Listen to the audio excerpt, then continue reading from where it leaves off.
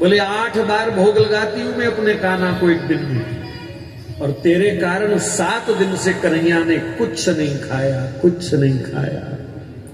तो इंद्र ने कहा मैया जो होना था वो तो हो गया, अब मैं 7 दिन की कसक एक ही बार पूरी कर देता हूं। इंद्र ने 8 को 7 से गुना करके और 56 भोग ठाकुर जी को अर्पित किए। बोलो बाल कृष्ण भगवान की जय। खूब अनुनय विनय स्तुति करके इंद्र आनंदित हुए और फिर वो चले गए। भगवान ने गोवर्धन को यथावत स्थापित किया और सब ग्वाल बाल कन्हैया को कंधे पर चढ़ा करके और उनकी खूब भव्य शोभा यात्रा निकालते हैं। गिरिराज धरण की जय। आज श्याम सुंदर का एक और नाम हो गया गिरिराज धरण। नख पे धर के श्री गिरिराज, नाम गिरिधारी पायो है। गिरिराज, गिरिधारी, गिरिराज धरण, ऐसे सुंदर नामों से भगवान और अलंकृत हुए। और फिर ग्वाल बालों ने श्री कृष्ण से प्रश्न कर दिया, कहा कृष्ण तेरी बाहों में कितना दम है, ये तो हम अच्छी तरह जानते हैं, खेल कबड्डी कुश्ती तो हमारे साथ आपकी चलती रहती है, कभी आप जीतते हो कभी हम भी आपसे जीतते हैं, पर आज तुम्हारी भुजाओं में इतना बल कहां से आ गया, बताओ कृष्ण इस बल का रहस्य क्या है। तो भगवान ने सारा श्रेय अपने प्रियजनों को दे दिया। कहा जानना चाहते हो आज ये बल कहां से आया, तो सुनो, कछु माखन को बल बढ़ियो, ये गोपियों के माखन का बल था। कछु माखन को बल बढ़ियो, तो कछु गोपन करी सहाय, पर श्री राधा जू की कृपा ते गोवर्धन लियो उठा।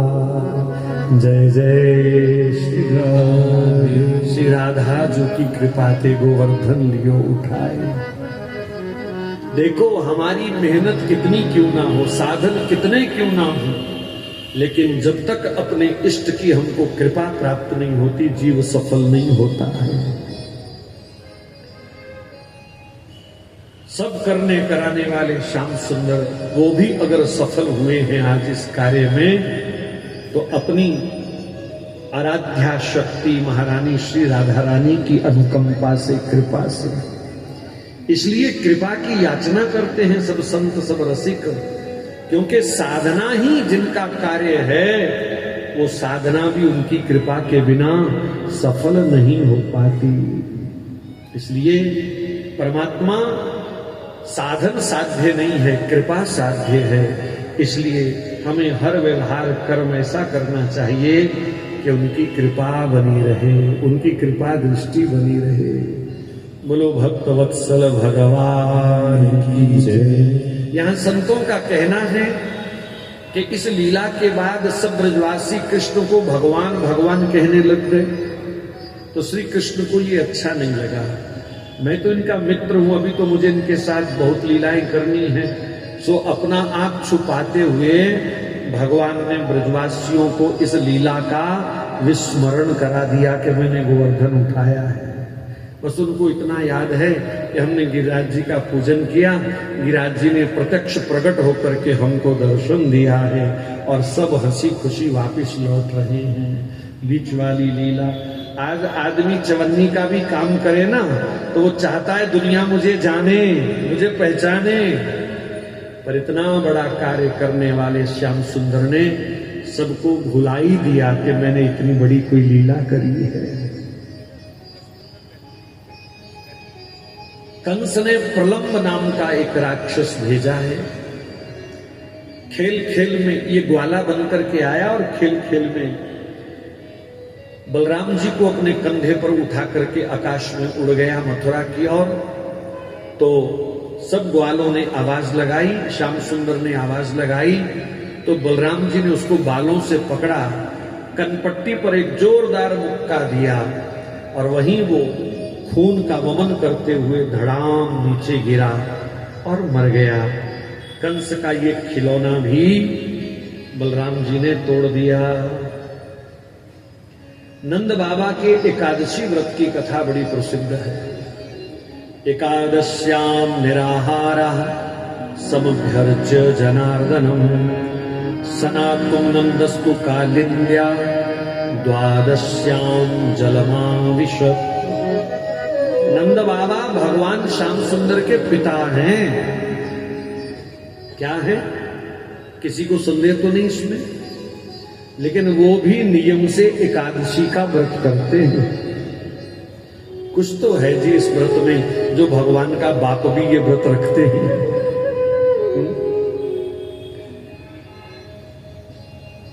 हम तो हर कथा में लोगों से प्रार्थना करते हैं, भैया 15 दिन बाद एक व्रत रख लिया करो एकादशी का, पर उसमें भी जान निकलती है लोगों की। हम जिसको भी व्रत रखने के लिए कहते हैं ना, वो सबसे पहले पूछेगा उस दिन खाना क्या है? कहीं तंदूर देख गरम गरम, और उसमें जो राख निकले वो चीनी डाल डाल के खा ले पेट भर के। हर समय खाने की चिंता, खाने की चिंता, खाने की चिंता। किसी योनि में नहीं खाया था तुमने, ये तो बताओ। कोई ऐसी योनि है 84 लाख योनियों में जब तुमने नहीं खाया? जो मन आया खाया, अच्छा भी खाया, बुरा भी खाया, गंदा भी खाया, बढ़िया भी खाया, घटिया भी खाया। और इस जन्म में जो जन्म तुम्हें परमात्मा की प्राप्ति के लिए मिला है, भई परापत मानुख देहरिया, गोविंद मिलन की ये हो तेरी वरिया। तेरी बारी लगी है गोविंद से मिलने की, और ये एकादशी इत्यादि गोविंद से मिलाने के कुछ बहाने हैं। चलो 14 दिन रोटी पानी की चिंता करते रहे, एक दिन भोजन की चिंता छोड़कर भजन की चिंता कर ले, और उस दिन भी वही बीमारी, आज क्या बनाएं, आज क्या खाएं, आज तो व्रत है हमारा। ज्यादातर हमने देखा कि एकादशी का व्रत रख करके कई बार लोग ज्यादा खाते हैं। अभी करवा चौथ आ रही है और माताएं बड़ी प्रसन्न हैं, नए नए सूट सिलाएंगी और फिर कहेंगी हमको सारा दिन कुछ नहीं खाना। सुबह इतनी तूस दी होती है पेट को, इतना कसलिया होता है कि सारा दिन होश ही नहीं रहती खाने की। 2 दर्जन केले खा जाएंगी, 7-8 सेब खा जाएंगी, और फिर पूरा नारियल का गोला खा जाएंगी। बोले इसका भी पुण्य होता है, इसका भी ये होता है। और फिर कहेंगी सारा दिन हमको कुछ नहीं खाना। पर मैं फिर भी भारतीय देवियों को प्रणाम करता हूं। केवल भारत की नारी ही एक ऐसी है सनातन धर्म का पालन करने वाली, जो अपने पति के लिए इतने कठोर व्रत करती है, और उसका भाव ठाकुर जी अवश्य स्वीकार करते होंगे। ये तो हमने थोड़ा व्यंग में ऐसे आपको हंसाने के लिए बोल दिया कि ये खाया वो खाया, लेकिन एक कितनी प्रेम की मजबूत गांठ है, रिश्ते की कितनी मजबूत गांठ है। हमारे स्वामी विवेकानंद जी महाराज एक बार अमेरिका में थे, तो सुबह सुबह सैर करने के लिए निकले। एक कब्रिस्तान था पास में, तो वहां पर एक देवी अंग्रेज बैठी, गोरी औरत बैठी हुई, कब्र के ऊपर ऐसे ऐसे पंखा हिला रही थी। तो विवेकानंद जी उसको देख करके एकदम रुक गए, उनकी नजर ठहर गई। पूछा जाकर के देवी तू कौन है और पंखा क्यों कर रही है? बोले मेरे पति की मृत्यु हो गई है, वो इस कब्र में लेटे हुए, मैं उनको पंखा कर रही हूँ। तो विवेकानंद जी ने बड़े सहज भाव से उसको प्रणाम किया। बोले देवी मैं तो सोचता था कि पतिव्रता स्त्रियां केवल भारत में हैं, पर मैं आज देख रहा हूँ कि अमेरिका के अंदर अंग्रेज स्त्रियां भी इतनी पतिव्रता हैं कि मरे हुए पति को पंखा कर रही हैं। वो देवी कहती है ओ बाबा जी ये पंखा वंखा कुछ नहीं है, मेरे पति ने मरते समय मुझसे वचन लिया था जब तक मेरी कब्र ना सूख जाए दूसरे के संग मत भाग जाना। मैं तो उसकी कब्र सुखा रही हूं, जल्दी जल्दी सूखे, और दूसरा बाहर खड़ा है। एक वो स्त्रियां हैं, ये सच्ची घटना है, और एक भारत की स्त्री है, कैसे जीवन मरण के प्रसंग के साथ एक रिश्ते के साथ वो निभाती हैं। यही भारतीय संस्कृति की विशेषता है। लेकिन अफसोस हमारी देवियों के, माताओं बहनों के इस व्रत का कुछ लोग मजाक उड़ाते हैं। और ये मजाक कहां से शुरू होता है? वो जो फिल्मी भांड है ना, भांड बिकाऊ माल, गैरों के हाथ में बिके हुए लोग, वो इस प्रकार का ठीक है, तुम्हें नहीं करना मत करो, पर तुम्हें किसी पर कटाक्ष करने का क्या अधिकार है? तुम जो करते हो वो सही है, हम जो करें उसके ऊपर तुम टीका टिप्पणी करते हो। हिंदुओं की हर संस्कृति सभ्यता के प्रति कटाक्ष होता है, और कारण यह है कि हम लोग सहिष्णु हैं, चुप करके सह लेते हैं। हमारे पढ़े लिखे बच्चे भी कुछ बेवकूफ बन चुके हैं। 2 पंक्तियां अंग्रेजी की बोलना सीख ली और भारत की संस्कृति सभ्यता उन्हें फिर बेगानी लगती है, घटिया लगती है। कोई बात नहीं बच्चों, सारी दुनिया एक दिन सनातन के धर्म के चरणों में आकर के नाक ना रगड़े तो मुझे कहना आकर के एक दिन आएगा। तुम खेल लो आज तोप के गोलों से कितना खेल सकते हो, उड़ लो पेट्रोल डीजल पर कितना उड़ सकते हो, आखिर शांति मिलेगी तो सनातन धर्म में ही मिलेगी। मुक्ति केवल सनातन धर्म में है और कहीं मुक्ति नहीं है, ये भी याद रखना। किसी भी कब्र वाले को मुक्ति नहीं मिलती। वो खुद कहते हैं एक दिन क़यामत आएगी हम उठेंगे, तो उठेगा तो वही ना जिसको मुक्ति नहीं मिली। यहां तो प्रियालाल जी के चरणों में जाना है, सखी सहचरी बनकर के उनकी लीला में निकुंज में प्रवेश करना है। मुक्ति केवल सनातन धर्म में है। इसलिए अपने बच्चों को, नौजवानों को, युवतियों को समझाया करो। सनातन धर्म की महिमा हम इसलिए भी उनको नहीं बता पाए क्योंकि हमें भी नहीं पता था। हम भी सत्संग से, शास्त्रों से दूर रहे। जब हम जवान थे हमने कौन सी परवाह करी अपने ग्रंथों की। अब थोड़ी सी फुर्सत मिली तो चलो जी बाबा जी की कथा सुने आओ। जब हमको जवानी थी तो हम भी तो बाजारों में ज्यादा घूमते थे, हमने भी तो मौज मस्ती में समय बिताया है। ये तो किसी ने हाथ पकड़ा, सीधा रास्ता दिखा दिया, चले आए घूम करके, वरना मौज मस्तियां तो हमने भी खूब की हैं, लापरवाहियां तो हमने भी खूब की हैं। अगर हम अपनी जवानी के समय में शास्त्रों के जानकार होते तो आज हमारे बच्चे बागी ना होते। हम जन्म से उनको अच्छे संस्कार देते रहते, पर स्वयं का ज्ञान कमजोर होने के कारण हम उनको भी कोई ज्ञान नहीं दे पाए, अपने धर्म की जानकारियां उनको नहीं दे पाए। तो मैं निवेदन कर रहा था, नंद बाबा भगवान के पिता हैं, फिर भी नियम से एकादशी का निर्जल निराहार व्रत करते हैं। और मैं अनुमान लगाता हूं कि ये जो कथा है, ये जो प्रसंग है जिस समय का, उस समय नंद बाबा की आयु लगभग 100 वर्ष की है। लगभग 2-4 ऊपर नीचे हो सकता है, लगभग 100 वर्ष की आयु है। और इस आयु में भी एकादश्याम निराहार, वो एकादशी का निर्जल निराहार व्रत करते हैं। तो प्रेरणा लेनी चाहिए हम सबको एकादशी व्रत की। साइंटिफिक मेडिकल साइंस के अनुसार भी एकादशी का व्रत बहुत आवश्यक है। इस दिन शरीर को अन्न की जरूरत नहीं होती, जल की भी बहुत कम जरूरत होती है, अथवा ना के बराबर। ये प्रकृति का नियम है, और अगर हम प्रकृति के विरुद्ध जाएंगे तो शरीर रोगी हो जाएगा। इसलिए मैं एक कड़वी बात कभी कभी कथा में बोल देता हूं, एकादशी व्रत भले ही ना रखो, फिर अस्पताल में व्रत रखने पड़ेंगे जाकर के। फिर डॉक्टर 10-10 दिन खाने को कुछ नहीं देते, ना पिज्जा, ना बर्गर, ना नूडल्स, ना चाउमीन, क्या बोलते मेरे को तो बोलना भी नहीं आता, ना पराठे, ना पूड़ी, ना लंगर, ना हलवा। तरस जाता है अपनी रोटी की शक्ल देखने को। तो निश्चित रूप से एकादशी व्रत रोग नाशक है। तो नंद बाबा एकादशी व्रत का निर्जल निराहार व्रत करते हैं। एक बार कुछ ऐसा संयोग बना कि अगले दिन द्वादशी तिथि जो थी सूर्योदय के साथ बहुत कम समय के लिए थी। कभी कभी तिथियां घटती बढ़ती रहती हैं, संयोग ऐसा बनता है। तो नंद बाबा ने सोचा मैं पारण कैसे करूंगा, इतने समय में तो मेरा नित्यनेम भी पूरा नहीं होगा। तो नंद बाबा ने सोचा आधी रात को स्नान करके बैठ जाता हूं, अपना नित्यनेम माला पूरी कर लूं और फिर द्वादशी के मुहूर्त में मैं पारण कर लूंगा। तो नंद बाबा आधी रात को यमुना जी में स्नान करने चले गए। शास्त्र का नियम कहता है 11 से 3 बजे आधी रात होती है और इस समय कभी भी नदियों में स्नान नहीं करना। स्नान तो दूर, नदियों के तट पर भी नहीं जाना चाहिए, क्योंकि नदियां देवी रूपा हैं, तो उनके पास नहीं जाना चाहिए। और दूसरा भौतिक कारण क्या है, आधी रात के समय ही सब हिंसक जीव जंतु नदियों में जल पीने आते हैं, तो ये भी एक पक्ष है।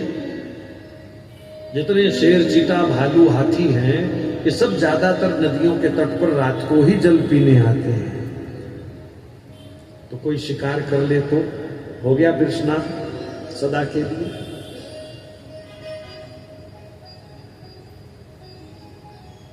तो नंद बाबा यह चूक कर गए।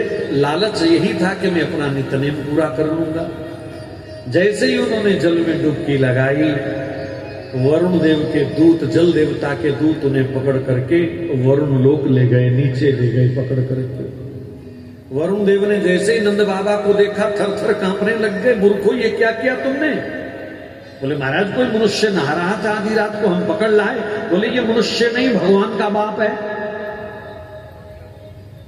प्रकृति के नियम हम मनुष्यों के लिए हैं, भगवान के लिए नहीं। अब हम 20 किलो का पत्थर भी शायद ना उठा पाए, 50 किलो का। भगवान ने पूरा पर्वत उठा लिया। प्रकृति का एक अंग है पर्वत, तो प्रकृति के नियम भगवान पर थोड़ी लागू होते हैं। ये तो शुक्र है भगवान ने नीचे उंगली लगा के रखी, तो भगवान ऐसे ही गोवर्धन को कहते खड़ा हो जा, तो होना पड़ता उसको। या फिर परमात्मा का भजन करते करते जो भगवत स्वरूप हो गए, उनमें भी ऐसी ताकत आ जाती है। जैसे बाबा नानक ने पंजा लगाया और इतना बड़ा पहाड़ वहीं का वहीं आज भी खड़ा है। खड़ा है कि नहीं खड़ा? तो जो भजन करते करते ब्रह्म स्वरूप हो जाते हैं, ब्रह्मवेता ब्रह्मैव भवति, तो उनमें ये ताकत आ जाती, प्रकृति को जीतने की उनके अंदर क्षमता आ जाती है। तो प्रकृति के नियम भगवान पर लागू नहीं होते। अब मान लीजिए आपके चंडीगढ़ में गवर्नर हाउस है, आप गवर्नर से मिलने जाएं, तो जो मिलने की बैठने की जगह है आप वहीं बैठ सकते हो ना।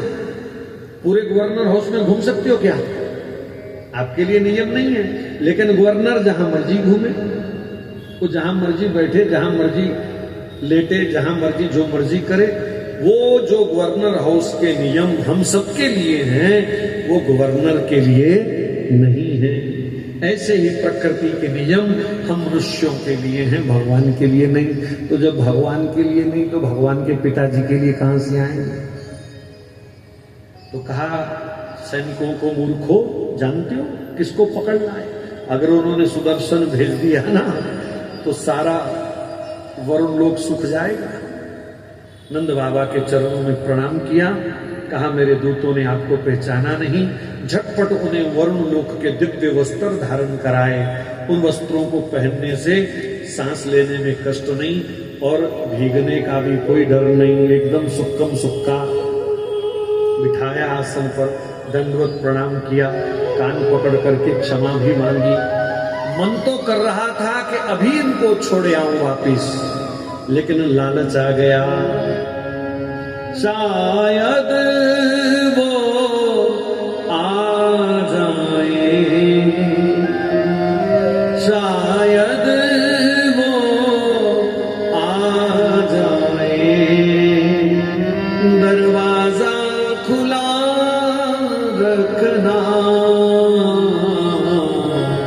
होठों पे दुआ रखना, राहों पे नजर रखना, शायद वो आ जाए। इनको बिठा के रखूं, शायद अपने पिताजी को ढूंढते ढूंढते भगवान यहाँ आ जाएं, मुझे घर बैठे दर्शन मिल जाएगा। क्यों जी, ऐसा लोग करना चाहिए कि नहीं करना चाहिए? ये सात्विक लोभ है। जैसे रुपए पैसे में हम लोभ करते हैं, जैसे लंगर खाते समय 7-7 लिफाफा भरने का लोभ करते हैं, ऐसे कभी कभी 2-4 माला का भी लोभ कर लिया करो ना। ऐसे कभी कभी सत्संग का, कथा कीर्तन का भी लोभ कर लिया कर, तो चलो 1 घंटा आज फालतू बैठ के देखते हैं। लेकिन कई तो ऐसे महाराज, पूज्य महाराज हैं, बिल्कुल 8 बजे आके पूछेंगे कथा कितने बजे खत्म होनी है। कल हम इनसे कोई पूछ रहा था कि कितने बजे चुप करना है इन्होंने, लंगर कਦੋਂ शुरू होना है। मतलब कोई मतलब नहीं सत्संग से, कथा से, मतलब कथा बंद कर दो और हमारे लिए भोजन तैयार करो। ऐसी भूख मैंने किसी समाज में और इतनी नहीं देखी जितना हमारा हिंदू समाज भूख बिखेरता है। पता नहीं कौन सी मिट्टी के बने लोग हैं। बाहर घूमते रहेंगे, अंदर नहीं खड़े होंगे, अंदर नहीं बैठेंगे, सड़क पर घूमेंगे, बाजार देखेंगे, फोन पे लगे रहेंगे, व्हाट्सएप करते रहेंगे बाहर बैठ के, और इंतजार कर रहे हैं कथा जल्दी बंद हो जाए। हे भगवान, बड़ा लंबा चला गया आज तो। जो 4 घंटे के बैठे हैं वो 1 घंटा और बैठे रहे, और उन मेहमानों को सबसे पहले निवाजो अंदर ले जाकर के। वैसे व्यवस्था तो ये होनी चाहिए कि 8 बजे गेट बंद कर दिया जाए, जो 4 बजे के आके बैठे हैं पहले उनको प्रसाद पवाया जाए, फिर बचा खुचा उनको दिया जाए जो बचा खुचा काम करते हैं। नियम तो ये होना चाहिए। लेकिन ठाकुर जी हमारे बड़े दयालु हैं, अपने भक्तों की ही ज्यादा परीक्षा लेते हैं। वो सोचते हैं ये खाने पीने के लिए आए हैं, चलो इनको पहले खिलाओ और निकालो यहां से। पर ऐसा होना नहीं चाहिए। बहुत गलत भूख है ये, बहुत गंदी भूख है ये। अब आपको सुना रहा हूं, वो तो अभी आए नहीं जिनको सुनाना चाहिए, वो तो बाद में आएंगे।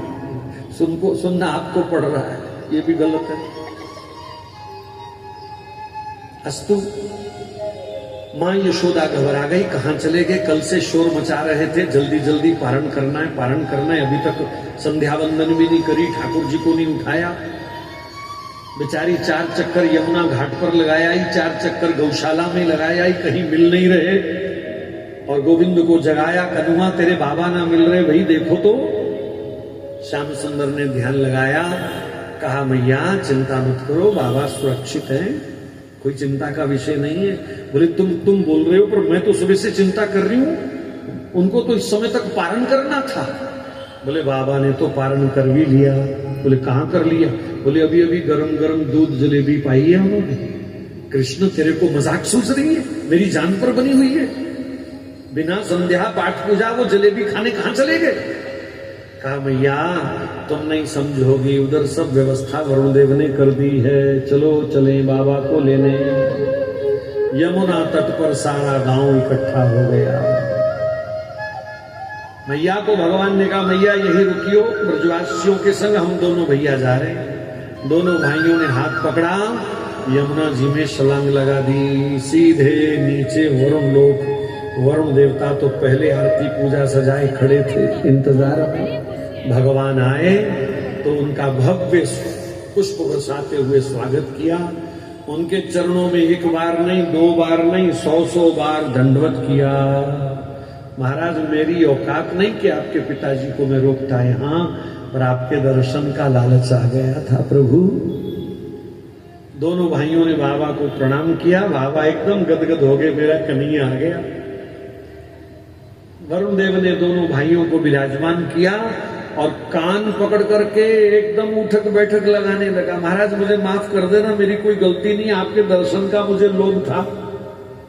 हे भगवान, हे भगवान।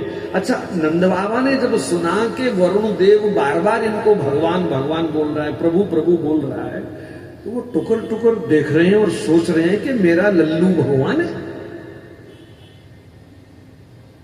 ये मेरा नटखट कन्हैया भगवान है, ये इसको भगवान भगवान कह रहा है बार बार। और कितनी बार इसने कान पकड़ पकड़ करके उठक बैठक करी, कितने दंडवत किए इसको। ये कौन है? ये मेरे घर में कौन आया हुआ है? नंद बाबा बेचारे असमंजस में, एकदम उनके नेत्र लाल हो गए, सोच सोच के माथा घूम गया, ये कौन है? बड़ी पूजा अर्चना करी, फिर वरुण लोक की दिव्य संपत्तियां यमुना जी के किनारे किनारे ढेर लगा दिए, हीरे मोती अशरफियों के, विदाई देनी है भगवान को। दोनों भाई बाबा का हाथ पकड़ करके बाहर आए और जैसे ही किनारे पर आए ब्रजवासियों ने सबने प्रणाम किया, बाबा आ गए, बाबा आ गए। चरणों में प्रणाम करके जब बाबा की ओर देखा तो सब दांतों तले उंगली दबा के खड़े हो गए। बोले बाबा जल में तो निकले हो कि ऊपर से टपके हो? बोले आपको क्या दिखा? बोले दिखा तो यही कि आप जल में तो निकले। तो बोले जल में ही तो निकला हूं। तो बोले फिर तुम्हारा तो बाल भी गीला नहीं है, सूखे कैसे? तो बाबा तो पहले ही आंखें उनकी चढ़ी हुई थी आश्चर्य से। कहा इससे पूछो जो पूछना है, मेरी समझ में कुछ नहीं है। बोले पूछे क्या, कुछ विषय तो बताओ, क्या पूछे इनसे? तब बाबा ने बताया कि वरुण देवता है कोई नीचे, उसके दूत हमको पकड़ के ले गए थे, पर जैसे ही हम वहां पहुंचे तो वो वरुण देवता कहने लगा मूर्खो मूर्खो, तुम भगवान के पिता को पकड़ लाए। मैं तब से सोचे जा रहा हूं कि मैं भगवान का पिता हूं, ये कृष्ण भगवान है, ये नटखट छलिया ये भगवान है। और उसने हमको तो 1-2 बार दंडवत किया, इसको 100 बार किया, और इसके सामने कान पकड़ करके उठक बैठक करी उसने, प्रभु क्षमा करो, भगवान क्षमा करो, कितनी स्तुति गाई उसने। और मैं तब से सोचे जा रहा हूं कि मैंने किसको अपना पुत्र मान रखा है, ये है कौन? अब तो ब्रजवासियों ने बाबा को छोड़ा और कृष्ण को पीछे फेंटा से पकड़ लिया, वो जो कमरबंद होता है ना वहां से पकड़ लिया, थोड़ा हिला के बोले क्यों रे कन्हैया, भगवान है तू? ब्रजवासियों की भाषा तो ऐसे ही। ब्रजवासी तो आज भी श्री कृष्ण को भगवान नहीं कहते, मित्र है हमारा, सखा है हमारा। हाँ, राधा रानी के लिए तो महाराज हर कोई नतमस्तक है, वो तो स्वामिनी है सबकी, लेकिन श्री कृष्ण की प्रभा नहीं करते। टेढ़े रहे मोहन रसियासो, बोले अटपट बाणी। श्याम सुंदर तो ये तो ब्रज को एक खिलौना है ऐसा मानते हैं, ये तो हमारा खिलौना है, हमारा मित्र है, सखा है। कोई पुत्र भाव से लेता है, कोई सखा। ब्रज में कोई माधुर्य भाव से तो ले रहे हैं, लेकिन उनके ऐश्वर्य भाव को कोई ब्रज में स्वीकार नहीं करता। तो ऐसे पटका पकड़ करके पीछे से खींच के कहते क्यों रे तू भगवान है? श्याम सुंदर ने कहा कहां का भगवान? वैसे बाबा ने कोई स्वप्न देख लिया होगा नीचे, मैं कोई भगवान नहीं हूं। बोले देख कृष्ण, तेरी लीलाओं पर हमको संदेह तो बहुत देर से है, कभी कभी तो बीच बीच में खेल करता रहता है, और आज बाबा कह रहे हैं तो जरूर कोई बात है, तभी तो बोल रहे हैं। वो सच बता, नहीं तो जहां तक निकला वहीं पटक देंगे। तो महाराज हाथ धो के पीछे नहीं पड़े, नहा धो के पीछे पड़ गए कि आज तो हम जान के ही रहेंगे कृष्ण तुम कौन हो, तुम कौन हो। जब बड़ा विवश किया तो श्री कृष्ण को कहना पड़ा हाँ मित्रों मैं भगवान हूं। जब कृष्ण बोले हाँ मैं भगवान हूं तो सब ताली बजा बजा के हंसने लगे। कहा भगवान जी दर्पण में जाके अपना मुख तो देखो पहले, शक्ल तो देखो शीशे में। आए बड़े भगवान, हमारे हाथ की जूठी रोटी खा जाते हो, हमारी जूठी सड़ी हुई छाछ पी जाते हो पुरानी बासी, हमारे मुंह से निकाल निकाल करके कड़ी खा जाते हो। 100 बार तुमको हमने घोड़ा बनाया, तेरी पीठ पर बैठे, 100 बार गेंद मार मार के तेरी सिकाई करी हमने, 100 बार कुश्ती कबड्डी में घुटने से तेरी पिटाई करी हमने, अब तुम अपने आप को भगवान कह रहे हो? श्री कृष्ण ने बोला भाई आप लोगों ने पूछा सो मैंने बता दिया, अब तुम ही जोर जबरदस्ती कर रहे थे, सच बता तो बता दिया। लेकिन ग्वालों ने कहा कृष्ण आज ये रहस्य के ऊपर से पर्दा हटना चाहिए, आज तेरे कहने से हम नहीं मानेंगे कि तू भगवान है, तुम्हें सिद्ध करना पड़ेगा, तुम्हें प्रूफ देना पड़ेगा, प्रूफ देना पड़ेगा। ये प्रूफ मांगने का रिवाज बड़ा पुराना है, आज का नहीं है, वो आपको पता है वो राजनीति में प्रूफ मांगे गए थे, सिद्ध प्रूफ दो आपने सर्जिकल स्ट्राइक की है। भाई जिन रिश्तेदारों की तुमको इतनी चिंता सता रही है उन्हीं के पास जाके पूछे आओ ना कि स्ट्राइक हुई कि नहीं हुई। लेकिन अपनी सेना से पूछा जा रहा है, अपने विश्वास को स्वयं लात मारते हैं ये लोग। ऐसे ऐसे स्वार्थी भी होते हैं बीच में। तो ग्वालों ने कहा महाराज आपको सबूत दे, प्रमाण देना पड़ेगा कि मैं भगवान हूं। बोले क्या प्रमाण चाहिए? बोले कृष्ण अगर तू भगवान है तो अपना वैकुंठ दिखा, अपना घर दिखा हमको। भगवान को भी आज मौज आई। उन्होंने कहा चलो सब तमाशे कर चुका, ये भी तमाशा करके देख। भगवान ने ऐसे इशारा किया, गरुड़ जी प्रकट हो गए वहां पर। गरुड़ गोविंद मंदिर है जहां सटीकरा में, ये वहां की लीला है। आज भी वहां गरुड़ जी का मंदिर है। जिसने नहीं दर्शन किया जरूर दर्शन करना। तो गरुड़ जी को भगवान ने कहा ले जाओ इनको वैकुंठ ले जाओ, मेरा वैकुंठ दिखाओ। केवल दिखाओ नहीं, कोई बसना चाहे बसाओ। यहां तक भगवान ने कह दिया कि कोई वैकुंठ का मालिक बनना चाहे इनमें से तो उसको वैकुंठ का मालिक बना देना, क्योंकि मेरा सब कुछ मेरे प्रेमियों का है। ये उदारता देखो श्री कृष्ण की, मेरा सब कुछ मेरे भक्तों का है। गरुड़ जी ने सबको अपनी पीठ पर बिठाया और कहा आंख बंद करो। सबने आंख बंद करी। एक क्षण में ही गरुड़ जी उनको वैकुंठ ले गए। जब वैकुंठ का वैभव देखा, विलास देखा, तो सबकी आंखें फटी की फटी रह गई। पर वो आजकल के कलयुग के ईर्ष्या करने वाले मित्र नहीं है जो मित्र की संपत्ति देख के जलेंगे। वो श्री कृष्ण के मित्र हैं, ब्रजवासी हैं।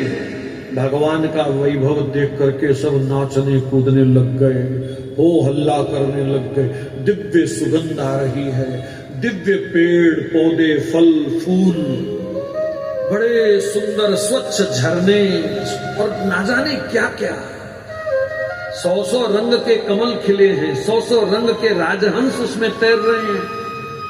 और जितने लोग हैं वहां पर सब पीले पीले कपड़े वाले, 4 हाथ वाले, शंख चक्र गदा पद्म धारी, सब विष्णु स्वरूप। वैकुंठ में जितने लोग पहुंचते हैं वो सब नारायण स्वरूप हो जाते हैं।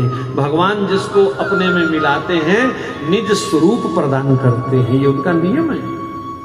वैकुंठ में सब 4 हाथ वाले हैं, सब सुदर्शन चक्र शंख गदा पद्म धारण करते हैं, सब पीले वस्त्र पहनते हैं, सबकी शक्ल भगवान नारायण से मिलती है। केवल 2 निशानियां अलग हैं। एक कौस्तुभ मणि, वो तो जो महानारायण है उन्हीं के कंठ में रहती है, और भृगुलता का वक्ष पर जो चिन्ह है ये केवल महाविष्णु के ही होता है, सबके नहीं होता। केवल ये 2 गुप्त निशानियां हैं, बाकी सब शकल सूरत वेशभूषा पहरावा एक जैसा। इतने दयालु हैं हमारे भगवान। जैसे पानी थोड़ा दूध में मिल जावे तो वो दूध का ही स्वरूप हो जाता है, ऐसे जीव जब भगवान की प्राप्ति कर लेता है तो वो भगवत स्वरूप ही हो जाता है। तो ऐसा सुंदर दृश्य देखा तो सब ब्रजवासी हक्के बक्के। लेकिन जब उनको वहां श्री कृष्ण दिखाई नहीं दिए, गरुड़ जी से पूछा कृष्ण कहाँ है? बोले वो तो वृंदावन। तो कहा अभी वापिस चलो, हमको वृंदावन जाना, अभी वापिस चलो। गरुड़ जी ने कहा मूर्ख मत बनो, ये गलती मत करो। 100 जन्म, हजार जन्म तप करके वैकुंठ नहीं मिलता। बड़े बड़े ऋषि मुनि उल्टे लटके हुए हैं, पेड़ों पर तप कर रहे हैं। हिमालय में शरीर गल गया उनका, कई जन्मों से लगे हुए, उनको वैकुंठ नहीं मिल रहा, और तुम वैकुंठ को पाकर के कह रहे हो वापिस चलो। ग्वालों ने कहा गरुड़ जी तुम्हें ऊंचा सुनता है क्या? तुम सुन नहीं रहे हम क्या बोल रहे हैं? वापिस चलो, आओ बैठो। सबको बिठाया, वापिस ले आए। और सुखदेव जी कहते हैं भगवान श्याम सुंदर के चरणों से लिपट करके सब ब्रजवासी रोने लगे। भगवान ने कहा वैकुंठ क्यों छोड़ दिया? तो सब ग्वाले कहते हैं जहां हमारा गोपाल नहीं वो वैकुंठ हमारे किसी काम का नहीं, हमें नहीं चाहिए वैकुंठ। ब्रजवासियों का, इन ग्वालों का ये त्याग कोई छोटा त्याग नहीं है, कोई साधारण त्याग नहीं है। अगर रुपए पैसे के हिसाब से आपको समझ आता हो तो महाराज कोई 100 अरब रुपया, 500 अरब रुपया, 1000 अरब रुपया खर्च करके भी कहे कि वैकुंठ दे दो मुझे, तो वो वहां पहुंचने वाला नहीं है।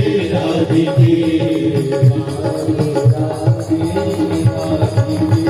राधे राधे राधिके जय राधे राधे राधिके जय राधे राधे राधिके जय राधे राधे राधिके जय राधे राधे राधिके राधे राधे राधिके जय राधे राधे राधिके राधे राधे राधिके जय राधे राधे राधिके जय जय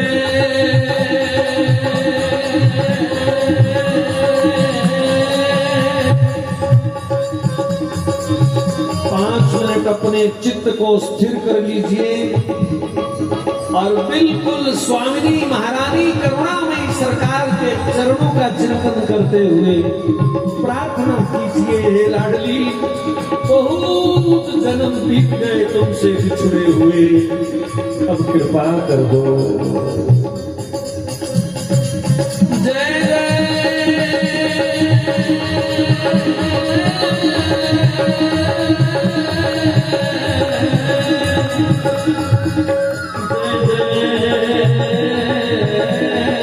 श्री विश्वभानु दुलारी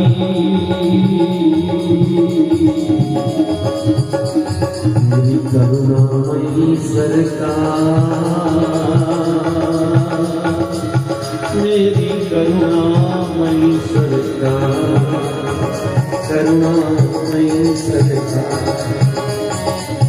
कीरति नंदनी भानु दुलारी, कीरति नंदिनी भानु दुलारी, श्याम प्रेम चंदा पुजियारी, जय जय जय बरसाने वाली, जय जय जय बरसाने वाली,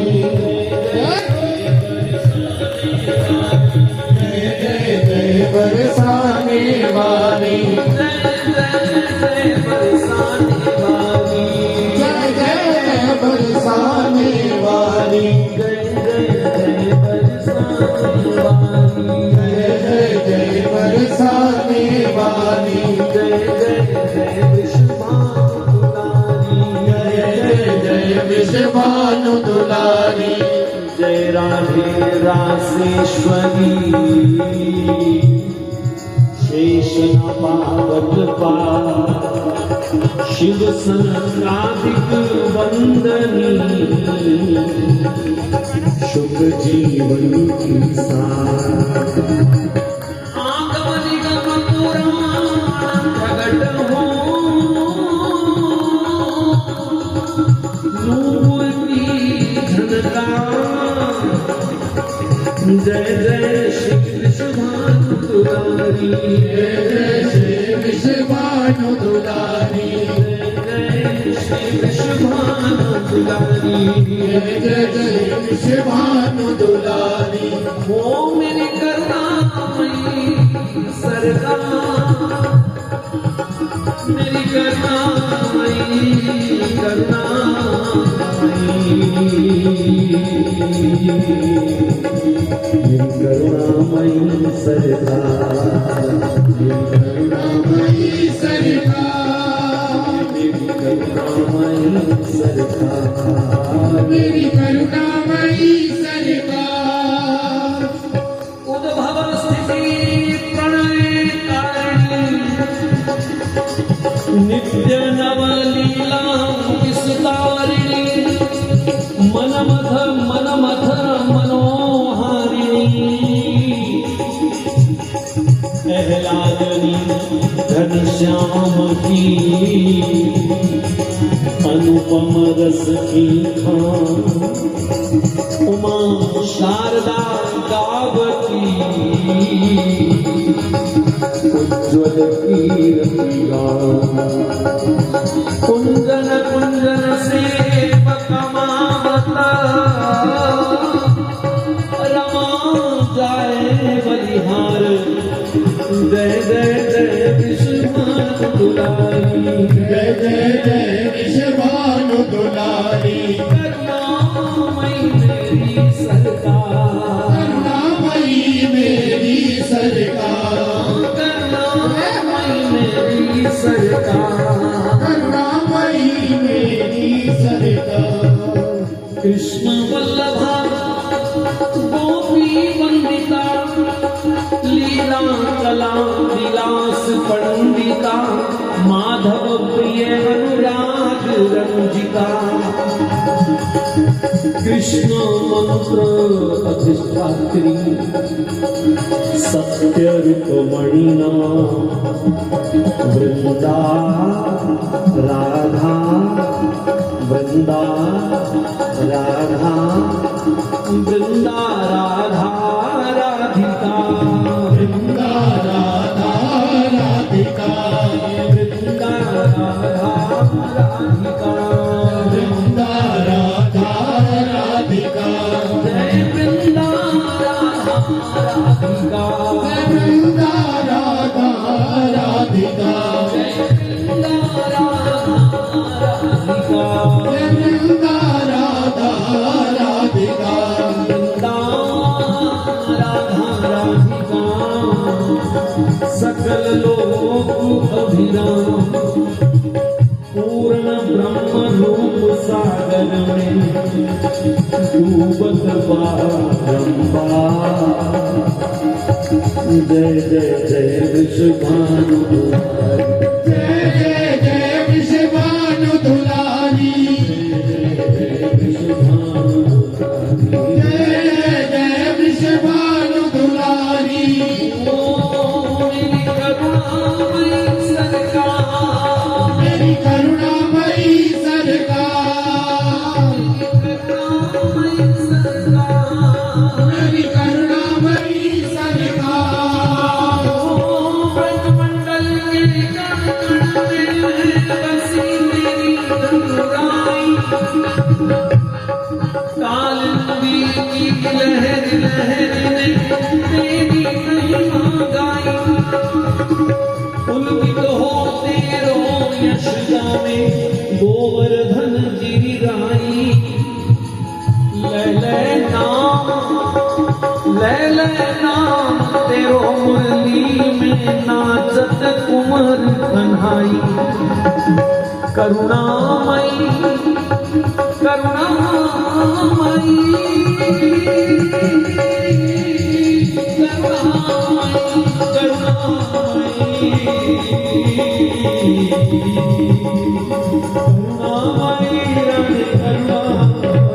करुणामयी राधे करुणामयी, करुणामयी क्षमा करुणामयी,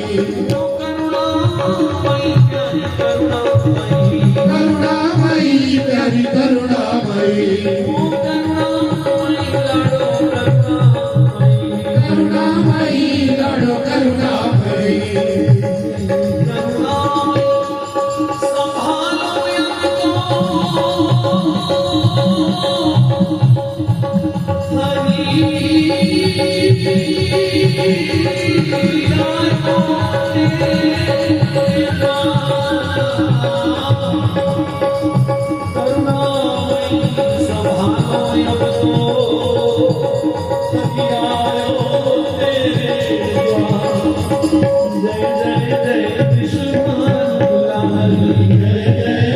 विश्वभानु दुलारी,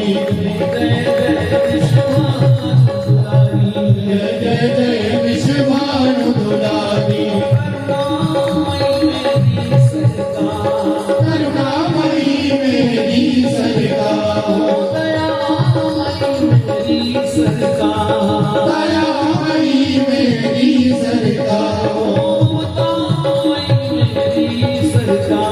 ममतामयी मेरी सरकार, करुणामयी मेरी सरकार, करुणामयी मेरी सरकार, दयामयी मेरी सरकार, दयामयी मेरी सरकार, जय जय जय विश्वभानु दुलारी,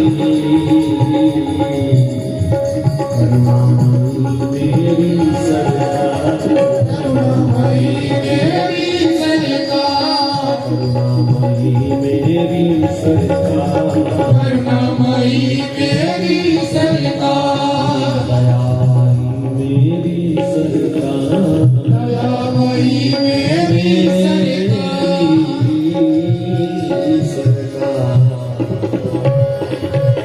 जय जय श्री राम। भगवान ने जब गोपियों का चिरहरण किया, उनको भौतिक शिक्षा भी दी, लेकिन इस चिरहरण का असली अर्थ तो माया हरण है। हमारे और भगवान के बीच एक अदृश्य पर्दा है जो दिखाई नहीं देता। उस पर्दे का नाम है माया। माया दिखाई नहीं देती पर बड़ी प्रबल है, बड़ी प्रबल। सारे संसार को उसने लपेट रखा है। साधारण लोगों की तो बात छोड़ो, बड़े बड़े तपस्वियों को, बड़े बड़े मनीषियों को, बड़े बड़े भजनानंदी लोगों को भी ये लपेट लेती है, पकड़ लेती है, नचा देती है। इस पर किसी का जोर नहीं है, केवल ठाकुर जी ही इसको काबू कर सकते हैं। ब्रज गोपिकाओं की प्रेम साधना लगभग पूर्ण हो चुकी है, तो उनके जीवन में जो माया है उसका हरण उन वस्त्रों के बहाने श्याम सुंदर ने किया है। वैसे वस्त्र भी पर्दा होता है, माया भी पर्दा है। तो भगवान ने गोपियों की माया का हरण कर लिया और फिर माया रहित उस शुद्ध जीव को जगदीश से मिलने का निमंत्रण भी दे दिया। जीव और जगदीश का मिलन ही महारास है। कौन सा जीव? शुद्ध माया रहित जीव, जिसके जीवन में माया नहीं। कैसे पता चले कि हमारा माया से कितना संबंध है, हम माया में कितने फंसे रसे हैं? बड़ी सीधी सी बात है। संसारिक कार्यों में, संसारी चर्चा में आप जितनी दिलचस्पी लेते हो, समझ लेना वो सब माया है। जिस भी कारण से तुम भगवान से परे जाते हो, दूर जाते हो, वो हर कारण माया है। और भगवान ही अपने सच्चे भक्त को जब निष्ठा सिद्ध हो जाती है, लगन सिद्ध हो जाती है, भगवान भी जब ये महसूस करते हैं कि मेरे सिवाय इसको कुछ नहीं चाहिए, तो स्वयं भगवान उसकी माया का हरण करते हैं। लेकिन माया हरण केवल गोपी का होता है और किसी का नहीं। अब गोपी शब्द को समझना पड़ेगा। गोपी ना स्त्री है, ना पुरुष है, ना बूढ़ा है, ना बच्चा है। गोपी का कोई लिंग पुलिंग नहीं है, गोपी की कोई अवस्था नहीं है। शुद्ध कृष्ण प्रेम ही गोपी है। प्रेम की पराकाष्ठा गोपी है। इस मानव जीवन में आकर के अपनी प्रत्येक इंद्रिय से जो कृष्ण नामामृत पान करे, कृष्ण नाम रस पान करे, उसको गोपी कहते। गो मैंने इंद्रियां, तो गोभी बहुवचन में गोभी, इंद्रियों के द्वारा कृष्ण नामामृतम पिबती इति गोपी। तो अपनी प्रत्येक इंद्रिय से जो कृष्ण नाम रस पान करे, जब ऐसी स्थिति जीव की आती है तब गोपी भाव सिद्ध होता है। गोपियां सारा दिन भगवान को याद करती हैं, सारा दिन भगवान के लिए रोती हैं, सारा दिन भगवान के लिए नाचती हैं। सजना संवरना, आना जाना केवल कृष्ण के लिए, हर चेष्टा कृष्ण के लिए। लेकिन इतने वर्षों में गोपी की इस चेष्टा को कोई देख नहीं पाया, कोई समझ नहीं पाया। कारण, गोपी ने कभी भी अपने प्रेम भाव का प्रदर्शन नहीं किया। तो गोपी का एक अर्थ ये भी लिया संतों ने, जो अपने प्रेम को, साधना को, भावना को सदा गुप्त रखे, प्रदर्शन ना करे, वो गोपी है। गोपयति इति गोपी, जो गुप्त है, जिसका भाव, जिसका प्रेम सब कुछ गुप्त है।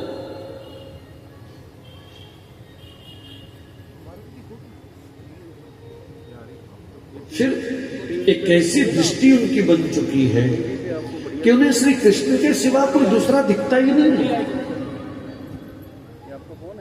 यही तो भजन की असली सिद्धि है। बच्चों में, पति में, सास में, ससुर में सबको कृष्ण रूप में देखती हैं वो। उनकी सेवा करते समय यही भाव है कि हम कृष्ण की सेवा कर रही हैं। गाय को चारा खिलाते भी उनको लग रहा है कि हम कृष्ण को ही कुछ खिला रही हैं। मतलब आंखों में कृष्ण ऐसे समा गए कि फिर कृष्ण के सिवा कुछ दिखाई नहीं देता।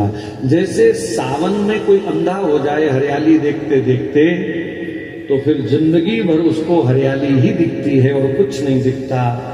ऐसे ही गोपियों को सब में कृष्ण दिखते हैं और कुछ दिखता ही नहीं है। अब इसको जो मर्जी कह लो, आदत कह लो, स्वभाव कह लो, जो मर्जी कह लो, सर्वत्र श्री कृष्ण जित देखो तित श्याममयी है, जित देखो तित श्याममयी है, श्यामई श्याम श्यामई श्याम श्यामई श्याम। तो ऐसी स्थिति में जब जीव पहुंच जाता है तो फिर भगवान माया का हरण करके उसे और शुद्ध कर देते हैं और मिलन का निमंत्रण दे देते हैं। भगवान ने शरद पूर्णिमा की रात्रि का उनको निमंत्रण दिया। याद रहे, गोपियों के शुद्ध प्रेम में शरीर की कोई भूमिका नहीं है।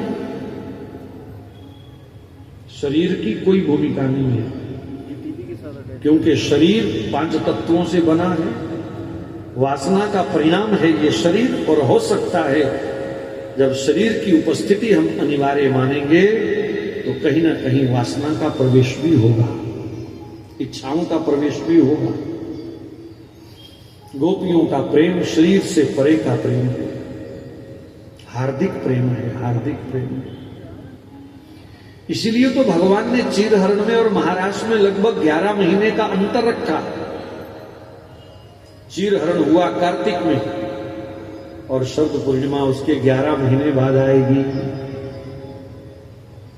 शारीरिक प्रेम इंतजार नहीं करता, लेकिन आत्मिक प्रेम है, इसलिए यहां शरीर की कोई आवश्यकता नहीं है। शरद पूर्णिमा की रात आई। आज पहली बार व्यास जी ने श्री कृष्ण के लिए भगवान शब्द का प्रयोग किया। आप इससे पहले कहीं भी ऐसा नहीं पढ़ेंगे कि श्री कृष्ण को सुखदेव जी ने, व्यास जी ने भगवान कहा। शायद ये संकेत है हम सबके लिए कि महाराष्ट्र में वही प्रवेश करे, महाराष्ट्र को वही समझ सकता है, वही जान सकता है जिसकी बुद्धि में श्री कृष्ण पूर्ण ब्रह्म परमात्मा है। संदेह वाले व्यक्ति को, संदेह वाले जीव को इस कथा का अधिकार नहीं है। श्री कृष्णस्तु भगवान स्वयं, श्री कृष्ण भगवान है, ऐसी जिसकी मति दृढ़ है वही जीव इस कथा का, इस रास का आनंद ले सकता है।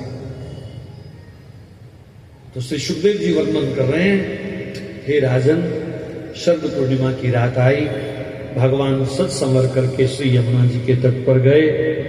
आज यमुना जी का दृश्य बड़ा अद्भुत है, बड़ा सुंदर नजारा है। भगवान पिता रात्रि शरदोत्फुल्ल मल्लिका वीक्षरन्तु मनश्चक्रे योगमायामुपाश्रिता। श्री यमुना तट पर जब भगवान गए तो क्या देखा? पूर्ण चांद की चांदनी में नहाता हुआ वो श्री यमुना जी का तट। जूही, चमेली, चंपा, रात की रानी इत्यादि पुष्पों की दिव्य सुगंध सर्वत्र फैल रही थी। श्री यमुना जी की शांत निर्मल धारा बह रही है। लता पता सब सजी है, फूलों से भरी हुई है। रात्रि के समय भगवान को देखते ही यमुना जी के भीतर जो बंद कमल थे वो खिल गए। 100 वर्ण के, 100 रंगों के वो कमल सहज ही खिल गए। आज चांदनी में कमल खिल गए। ये कमल साधारण नहीं है महाराज, ये संतों के हृदय हैं, रसिकों के हृदय हैं। नित्य निकुंज लीला में सदा चिंतन में डूबे रहे डूबे रहने वाले वो संत महापुरुषों के ये हृदय हैं जो भक्ति रूपी यमुना में सदा खिले रहते हैं। भगवान ने वृंदावन की ये अद्भुत शोभा देखी तो अचानक भगवान को गोपियों की याद आई।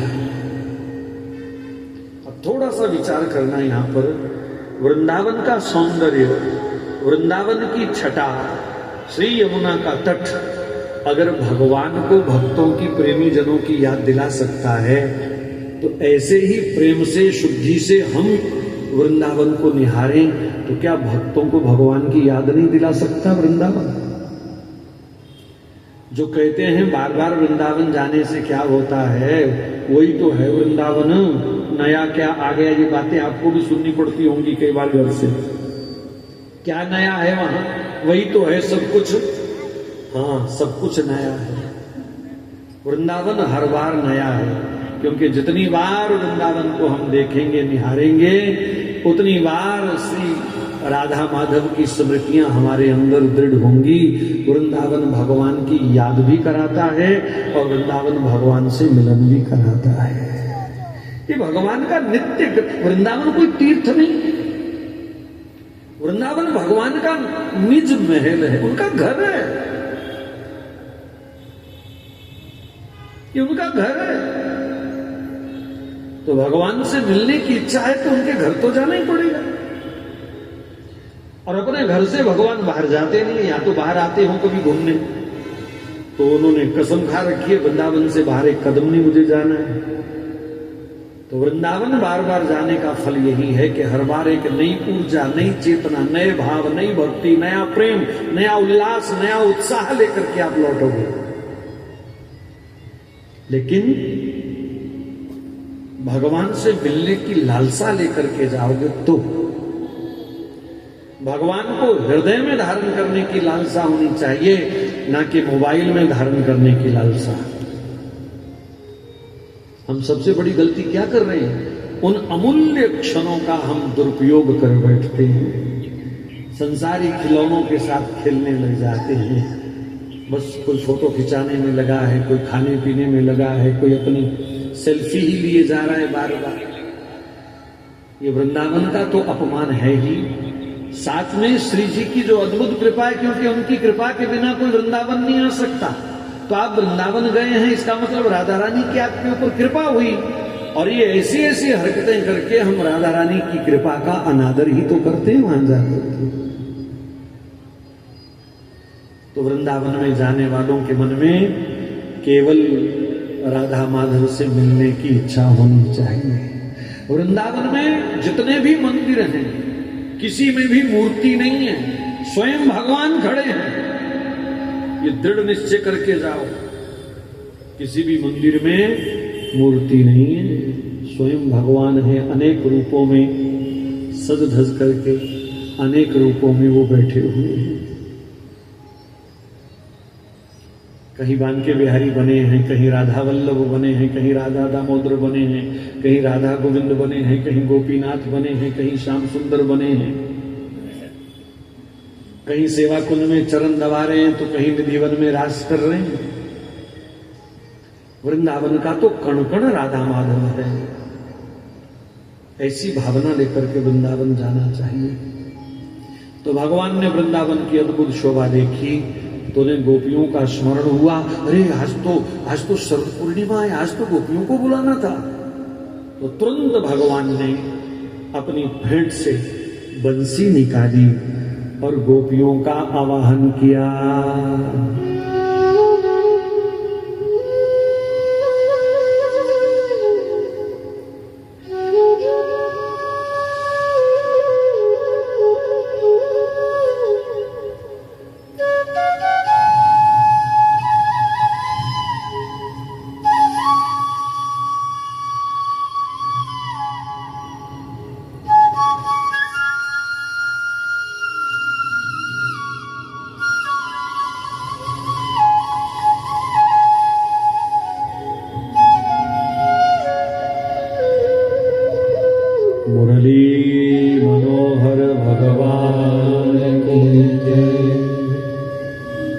समस्त भुवनों में, तीन लोक में बंसी की गूंज गई है। पर सुखदेव जी कहते हैं केवल माया रहित जीव ही इस बंसी को सुन सकते। जिन गोपियों का माया हरण हुआ, इतने महीनों से इंतजार कर रही थी। श्याम सुंदर ने कहा था जब बंसी बजाऊंगा तब आना। उनके प्रेम का धैर्य देखो, सब्र देखो, संतोष देखो। शरद पूर्णिमा को मिलूंगा तो शाम को ही कोई वहां पर आसन बिछा के नहीं बैठ गई जाकर। जिस प्रेम से नियम निकल जाता है वो प्रेम वासना बन जाता है। तो गोपियों ने आज्ञा का पालन किया, बंसी बजेगी तो आना। तो सब इंतजार कर रही हैं कब बंसी बजे। और जैसे ही बंसी की ध्वनि कान में आई तो एकदम उत्साहित हो गई, अफरा तफरी मच गई उनके मन में। सजने धजने लगी और जल्दबाजी में उल्टे सुल्टे कपड़े पहन लिए, पैर की पायल गले में, गले का हार पैर में, आंखों की काजल किसी ने होंठों पे मल ली तो किसी ने लाली आंखों में मल ली, किसी ने एक आंख में काजल लगाया दूसरी छूट गई। चारे की टोकरी ससुर के आगे और भोजन की थाली गाय के आगे रख दी, लो खाओ जल्दी जल्दी।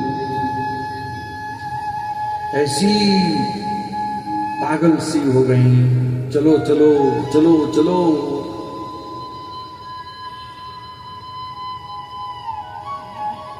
कुछ पतियों को अच्छा नहीं लगा इस प्रकार उनका व्यवहार।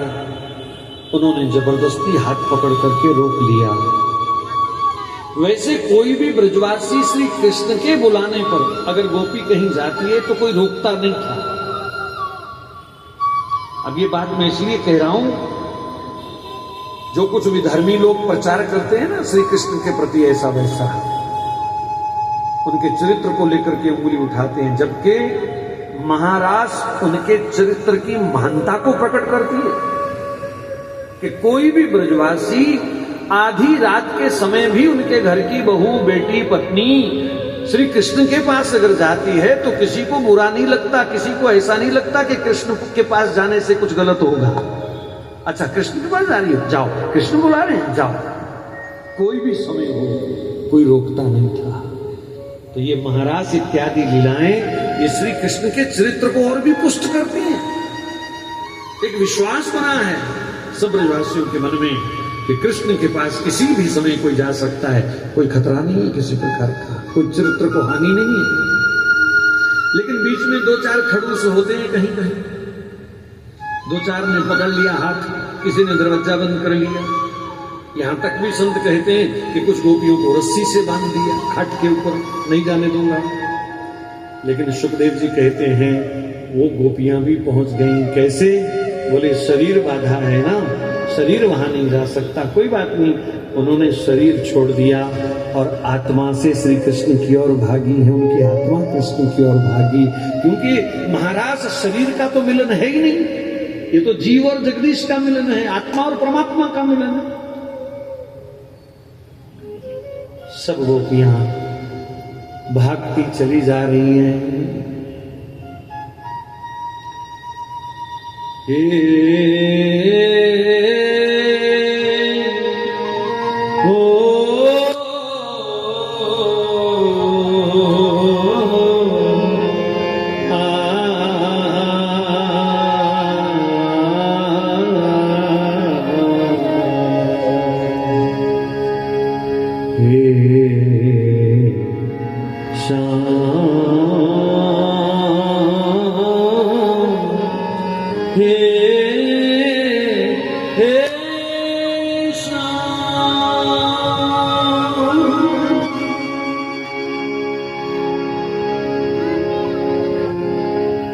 मैं तो बांवरी बांवरी डोलू,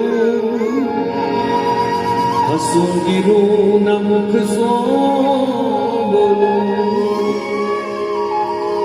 मेरी उठी कलेजे पीर, बिसर गई धीर, करूं क्या मुरलिया बाजी प्यार भरी, मुरलिया बाजी प्यार भरी। गा रही है ना, बहुत कुछ सिखा रही है हमको।